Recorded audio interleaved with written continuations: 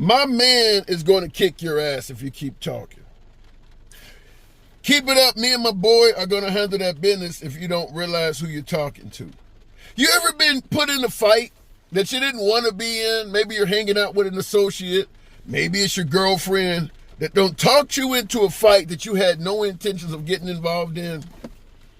That's how I'm starting to feel with these tariffs being imposed.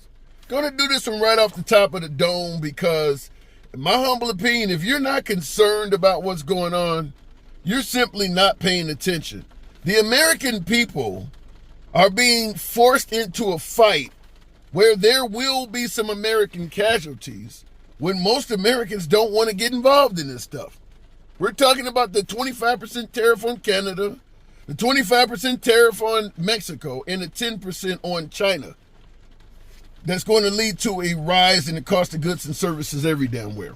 I want to let you guys know something, and I'll cover this throughout the video, because the Trump administration are saying they're imposing these tariffs because these three nations are flooding America with fentanyl. The hell if it ain't about that. I'm going to tell you flat out. I don't believe it is being done to thwart the input of fentanyl into this country.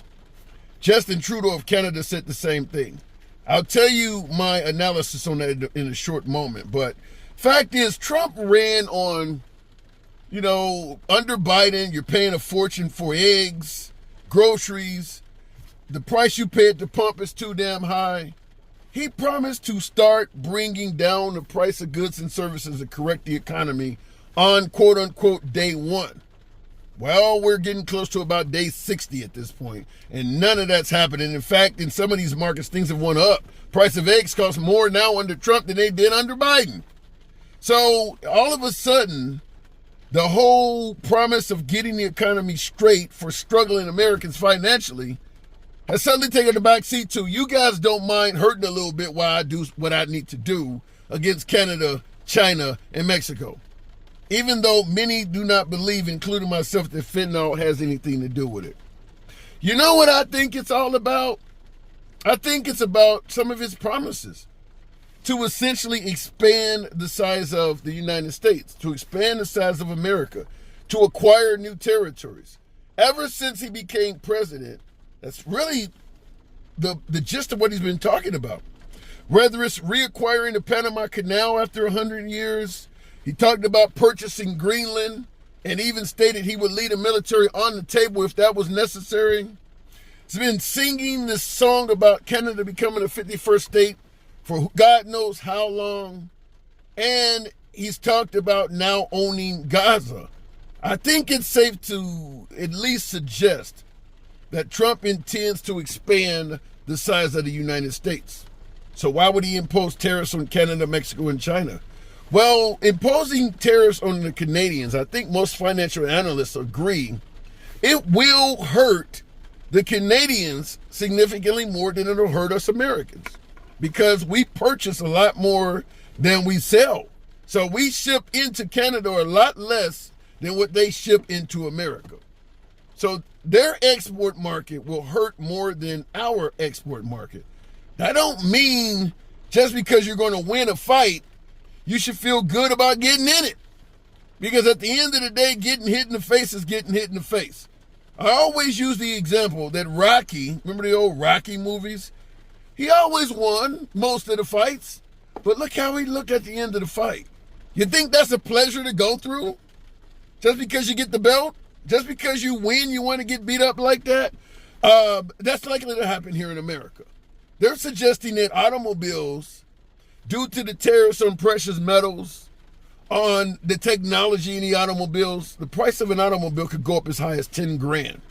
$10,000 extra to purchase a car simply because of the tariffs.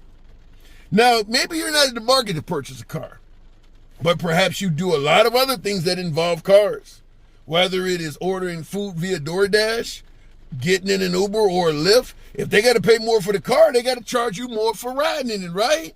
Or for the car coming to your house, right? Even if the police have to pay more to purchase vehicles, they got to make that tax up from somewhere, don't they? So cars are all around you. And that's just cars. That's not counting trucks, vans, aircraft, all the other vehicles that's made with the same materials and microprocessors. So all of this, because everything you deal with in terms of consumer goods generally comes by way of a semi-truck on a highway carrying goods and services back and forth. If that vehicle starts costing more, the goods and services being shipped back and forth are going to be feeling the pinch of that as well. So the tariffs are going to have tentacles everywhere. And during the time when Americans were claiming they were struggling so much under Biden, they went to Trump. He sure seems to think we don't have any problem struggling a little bit more. And I'm talking to my favorite audience, MAGA, and they're down for the count on this. They're okay with this. I'm concerned. I am concerned because not only do I not want to pay more, folks are going to see their retirement, their 401k accounts take a major hit behind this because stock market is down 600 plus points right now. And it's not even been 24 hours. That will get worse, by the way, because both sides are talking about retaliating more in the future. You got the premier of Ontario, which is essentially like the governor of one of the territories in Canada, talking about shutting off the power for millions of people in New York and Detroit because they export electricity to some of these metropolitan areas, cutting off the energy. So that means those towns got to find another way to provide electricity and energy to their citizens. For fentanyl? Really? You think the fentanyl problem is worse than that? Turning out the lights in your damn neighborhood? I'm concerned not only because of the price of goods and services, but how long the relationships that are being ruined by what is being done will last. Long after Trump is done, we'll remember this moment. In fact, because no president in history has done anything like this, you'll be talking about this 100 years from now.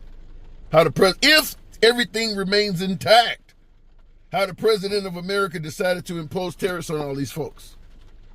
How long will the relationships be before we start repairing some of the damage? The relationships that are lost between American and Canadians, where they may not trust us in the future because we've shown them what one rogue president might be capable of. The relationship between Canada and Mexico, or Mexico and the U.S., same thing. Give my names, give me Biden moments. U.S. and China. How long will it take to repair those relationships behind what's going on here? So I'm concerned from that aspect because the Canadians are really starting to hate on the Americans. Won't be long before the sentiment is returned both ways. They're booing our national anthem and stuff like that. People are, even in this country, folks are starting to hate each other. You're a socialist. You're a racist. You're a libtard. I mean, this stuff is way worse than it was in past administrations. Not to say it was perfect then, but it's gotten way worse. Everybody is hating each other now, nationally and internationally. If you're not concerned, you're not paying attention. Even folks on the right, like the Wall Street Journal, are saying that what Trump did is one of the dumbest things you could do with this trade war. One of the dumbest things you could do. I don't see how the American people, as an individual, are ever going to say, I'm so glad he imposed a trade war. I am personally doing a hell of a lot better because of that. I don't expect that to happen. I do not expect that to happen. I would normally say I want to be wrong on this, but I really don't, because I don't want to benefit at the expense of making a Canadian or a Mexican or a Chinese person suffer. This isn't illegal immigration. It isn't about fentanyl. These are regular, everyday, average working Americans, working Canadians, working Chinese, and Mexicans being made to suffer. Most of the folks that are going to suffer behind this ain't doing a damn thing wrong. They're not involved in the fentanyl trade. They're doing nothing illegal. Just small business owners and average employees that are going about their daily lives that are going to take a financial hit because of what the Trump administration is doing. Nothing to do with fentanyl. But to close out the video, I strongly believe the sole purpose of this is Trump intends to expand the size of America in some way, shape, or form. That is literally all he is talking about. Whether it's owning Gaza, taking over Greenland, making Canada the 51st state, you name it. He is constantly, he's only been in office for less than 2 months. And he's talked about taking at least partial ownership in about a half a dozen countries right now. So I do believe that the main goal of these tariffs is to weaken the economy of Canada. I don't know what the hell he's intending to do to Mexico and China, but he's also obviously got a beef with them as well. It's not fentanyl, though. It's just not. Fentanyl is what he is using for the legal reason to justify it. But we'll see going forward. Let me know what you think I'm getting wrong. Do you favor the tariffs? Do you think at the end of the day, the average American consumer will look back and say this was a great time? Do you see this period as America becoming great? Let me know in the comments. As always, feel free to smash that like button, subscribe to the channel. See you in the next video.